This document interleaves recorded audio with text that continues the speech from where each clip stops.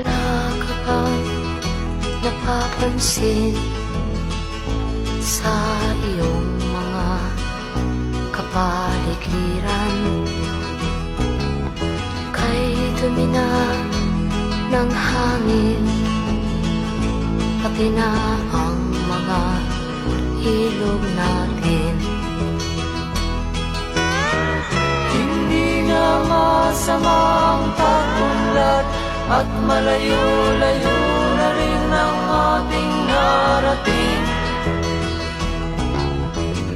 Ngunit masdan mo ang tubig sa dagat, dati kulay asul, ngayon'y naging itim.